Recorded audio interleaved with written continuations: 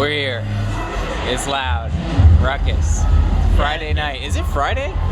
It is a Friday night. It's Friday. Yeah, it's Friday. I'm with Partizen. Finally, after all this fucking time, after all the life that's happened, we finally got to get it in. How you doing? Dude, honestly, that set was crazy. Like, I did my best to adapt. There's some technical difficulties, but as you can hear, there's crowd's crazy, energy's high right now. We're all just having a good time, and honestly, that's kind of what it's all about, you know? DJing is never about, like, the popularity. Like, that's kind of like the icing on the cake, you know?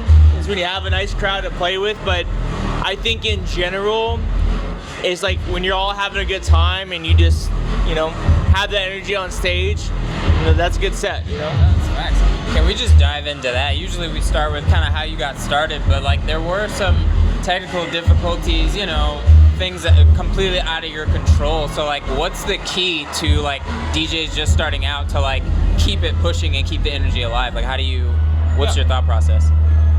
Well, it's kind of like all about stage presence, right? So it's like if you're up there freaking out, then the crowd is gonna be like, damn, like what's going on, you know? It's kind of like herd mentality. Like if they see that you're like laughing it off and you're kind of joking, then they're gonna have a good time. Like, oh, you know, whatever, like this is just a one-off thing. And you know, I feel like a lot of DJs in that moment, they'll freak out. Like, I mean, we've all seen Coachella where Grimes unfortunately had a huge meltdown on stage, and I feel like that alone just shows everybody like, yo, like what's happening? Like the vibes stop completely. You know, people that are having a good time like suddenly like freeze up. Like what is going on, right? So it's all about keeping the stage presence, laughing it off, maybe even telling like some jokes to just let everybody know like, hey, like it is what it is. We're still here to have a good time. For sure. That's really insightful. I guess on the topic of stage presence, Partizen, like how did you come up with the name? Like what does that represent? Yeah, so also the subs in the back is fucking bumping right now, so I can only imagine how this is gonna sound later. But Partizen comes from like a double meaning. You know, a lot of DJs out there are probably gonna feel this heavy. There's a lot of great, talented people out there, and everybody knows that there's a partisan, which is like a spear, and then you have a bipartisan, which is like a strong belief in two different things, right? So I took partisan as like, kind of like fight for what you believe in, right? Yeah. Don't really give up on like the things that make you happy. Oh yeah. What's up, Veronica? Yeah. Oh yeah. Yeah, we have listen. This is Veronica. I know you guys don't know if you can see her, but she is the brains behind the operation right now. I'm not, but shout out everyone who played. Shout out Andrew. Shout out Partizen or Partizen?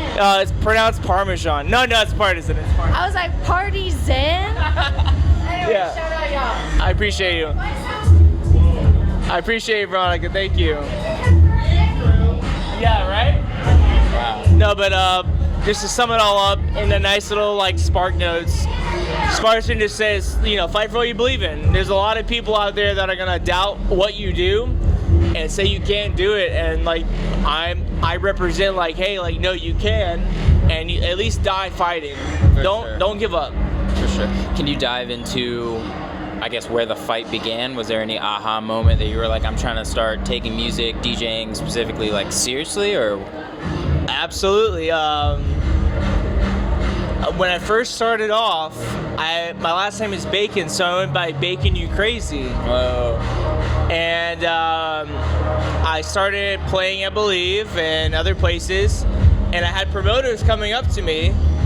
Specifically, I'm not gonna say his name, but he came up to me. He's like, "Listen, I like your stuff, but Making You Crazy is amateur. Like, if you really want this, I need to see that you really want this."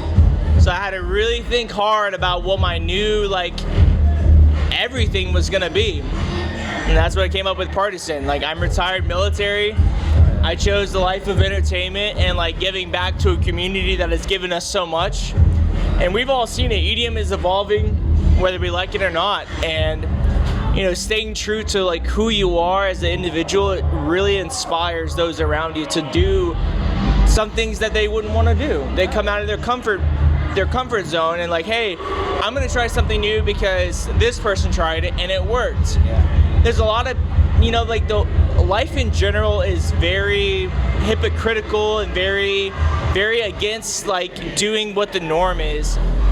And honestly, like the brand itself is like, yo, go against the grain, see what happens. And like, if it doesn't work out, then it doesn't work out. But like, at least you tried. At least you didn't die not trying, Wow. I didn't know you were in the military. Which branch? What's that? Which branch of the military? Oh, Marines. Oh, we Yeah. appreciate the service. Yeah. Both, I guess, what, on and off the field? I mean, you're killing it here. Like, you're serving the country, dude. So Well, I don't want to be killing it out there. But Well, okay. Well, yeah, that's a bad joke. But I guess like military is obviously like discipline heavy. Did you take that with you into like your music career in terms of like your day to day? Like, how are you functioning with that kind of in your back pocket? Because most people, don't serve. We're just regular guys. So like, how does that work? Yeah, absolutely. I mean, like, we all like listen. Like, if you're blessed enough to just be a DJ or like production artist or an EDM artist, like, congratulations. You're like not a lot of people. I know so many different people that have other jobs besides being an EDM artist, where they have to juggle their day-to-day, like their 9 to 5. They have to juggle like their kids at home, or they have to juggle like multiple things, and then that little 1 hour or 2 hours of their life that they have left, they get to do it in an art form, which is making music. So, like, the discipline comes in and say, hey, how bad do you really want this? Because like, let's face it, like tomorrow anybody could stop and nobody would be upset about it, right? But the only person that's gonna be upset about it is you, right?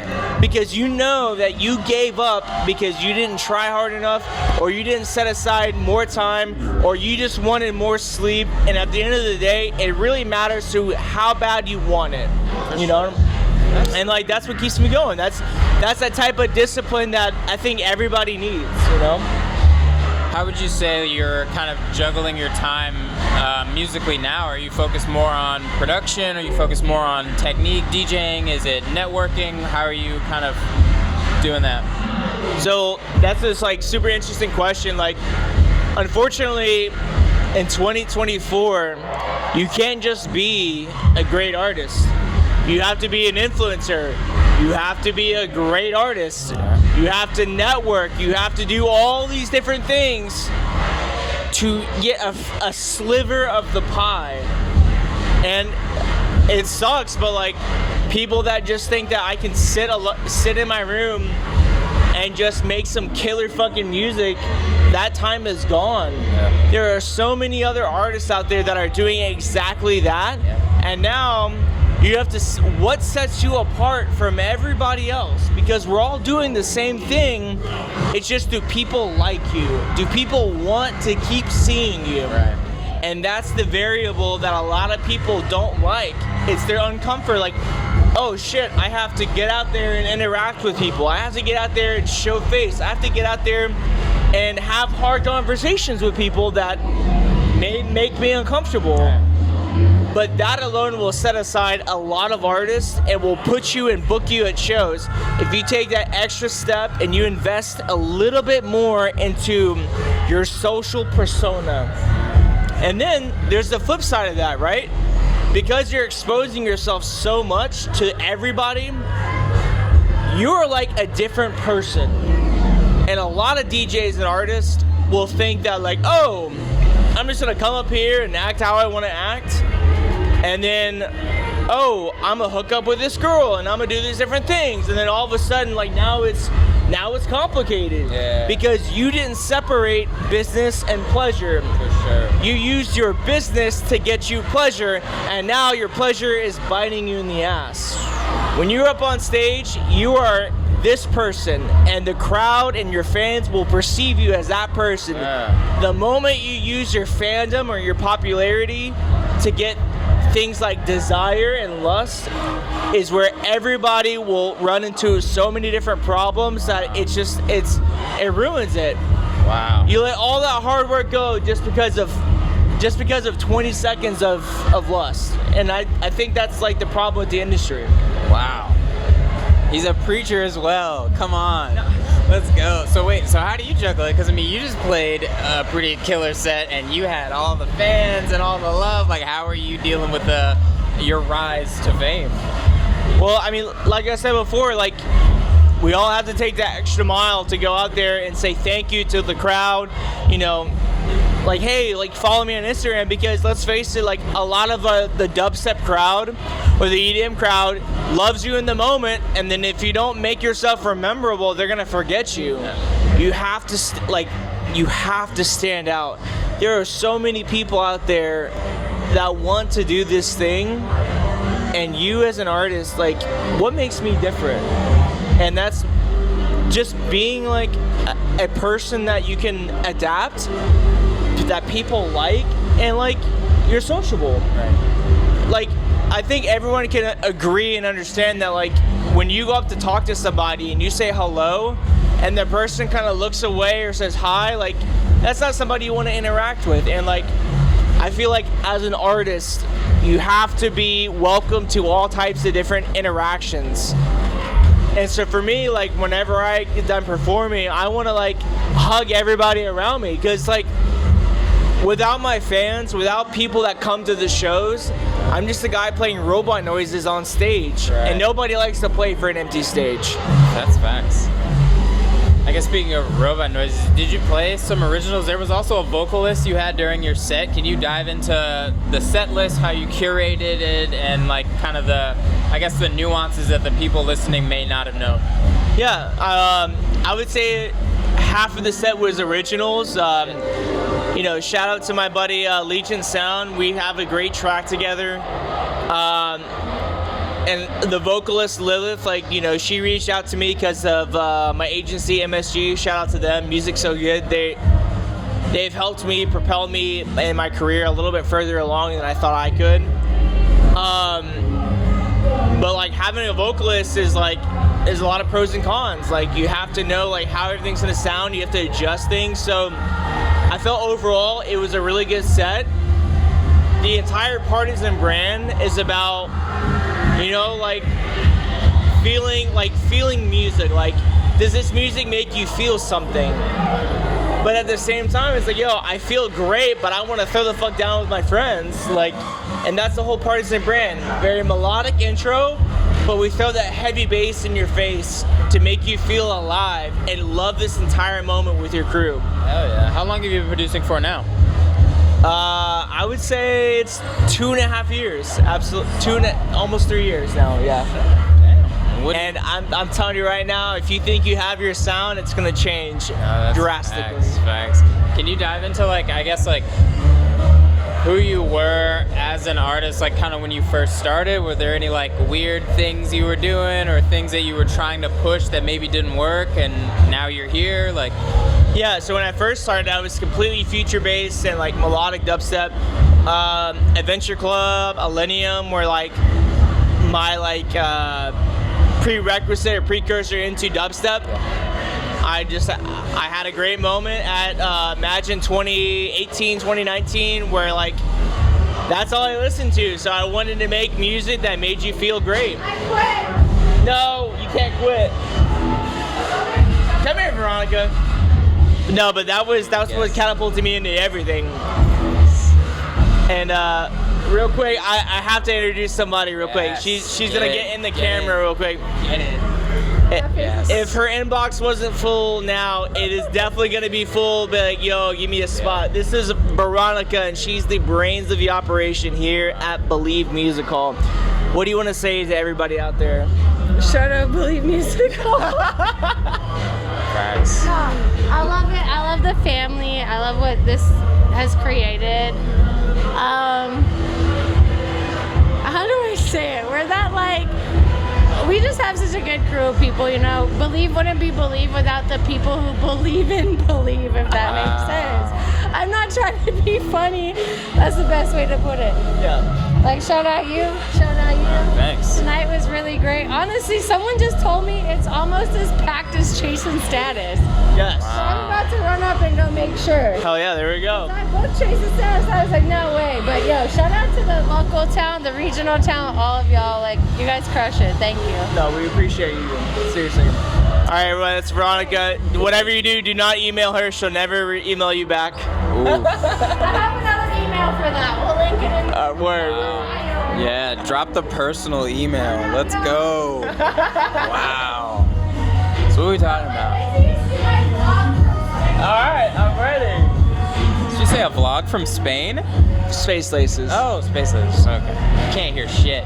Speaking of travel, you've traveled and played some shows, Tennessee, all over the fucking city, obviously, but like, can you dive into stuff you take with you traveling, who you are as a person traveling, because travel partisan and, hometown partisan, they're probably different people, but like, how does that work? Yeah.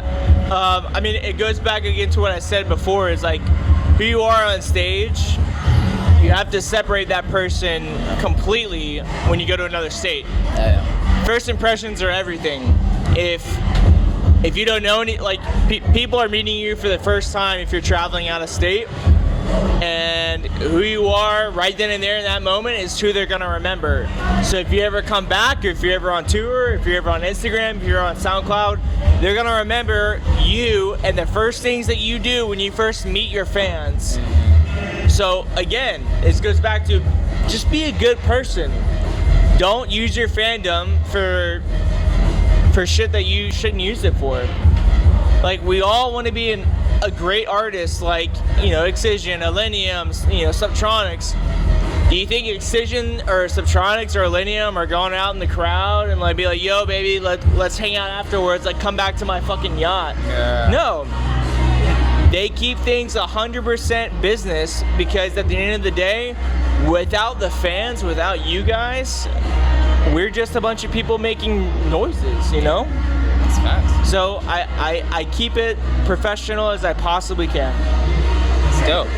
You seem to have definitely a good head on your shoulders. Can you, I guess you dropped a few different names in terms of inspiration, who you kind of look up to. Is there anybody else locally, super famous, underground, that you like have your eye on and that kind of keep you going creatively? Yeah, I mean, listen, Blank, Vendetta, who's tutored me personally, along with Wad. Literally, really fantastic people. They really care about the local artists trying to better themselves. And honestly, if you guys are not following them now, you definitely should. They're really inspirational and they're real, There's a lot of tutors and like mentors out there that'll just use you for your money, and they'll gatekeep you. And I'm sure a lot of people have already seen it happen. But in Atlanta, there's a lot of gatekeepers. And to break down what a gatekeeper does, they limit your growth. They make sure that you stay just with them. You're never gonna be better than them, because they make sure whatever they teach you is they stunt your growth sometimes. Yeah. But Vendetta and Wad and plenty of other people that I know, Only One Music is sensational. Ico, Sport Mode. I'm sure people have seen these names pop up, and honestly, like, because of them, it's inspiring to a lot of local artists. Even Drink Your Water has come from Atlanta. So I'm just letting everybody know, like, if you think it's just a local, like, lottery ticket win, like it's like it's a hoax, it's like not real, like you need money. No, like, we all rise from the ashes and we become something. But whether you have the discipline or not to do that is on you. Do you really want it? That's facts. Wow. Well said. And very humble. You're a very humble guy. I love it. All right, enough. All right. What's your biggest flex? We need to know. All right, you've been too humble for like, how many minutes has it been? You've been humble this whole time. We need to know, what's your biggest flex? Like, where are you shitting on people? Come on. I can't even say that with a straight face. I think Atlanta is just so talented, and there's so many voices that don't get heard every single day. And I wish that, like, we all had this moment to shine. The only thing I can say is that I'm not afraid to put myself out there. That's a big flex. That's a huge fucking flex. You know, I might fall on my face. I might say stupid things. I may have a really stupid track. But the biggest flex that I have is that I'm at least gonna put myself out there to fail. Right.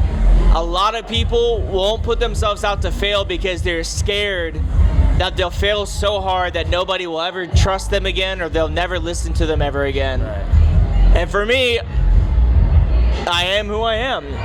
What you see is what you get. I try to be my most authentic self, and I feel like that's a superpower in itself. Facts. Wow. Well, we definitely touched on a lot. We appreciate you. Yeah, man. You killed With this it. massive sub in the background. Yeah, right. Just fucking bang it. If this vocal audio comes out clear, DJI, I want a sponsorship because you guys have fucking killed it. We're gonna get you to sign this giant key, but while you do, I also want. Oh, there's a small sticker for you. That's yours. Let's go! Yes. Somebody ordered Sick. the The bottle. Private Property Group. Yay. We're here for the people. But can you just dive into kind of like what's next for you? Upcoming stuff you want the people to know. Yeah, absolutely. So hopefully there's talks of breakaway afters, some breakaway things happening, I believe in like South Carolina, North Carolina. That's on the horizon, but until then we're just making a lot of great new music. It probably won't happen this year, but next year we're looking at Lost Lands for our next destination. Again, I'm putting myself out there. You know, if I don't say that I can do it, then it'll never happen. Manifestation is your friend. You know, then the more you say it, the more shit happens. When I first started off, I never thought I would be an EDM artist or have my 5 seconds to an hour of fame. But the more you put yourself out there, the more that you believe it, it's crazy. Reality will shape itself to what you want. And that's all I'm gonna say. Sign the key, brother. I think you said it all. Wow. That's crazy. Big is like super big. It's super fucking huge. Yeah, we can't have any. Oh wow. Oh, perfect. Turn it around for the camera. Boom. That's it. Partizen. Thank you guys. Thank you.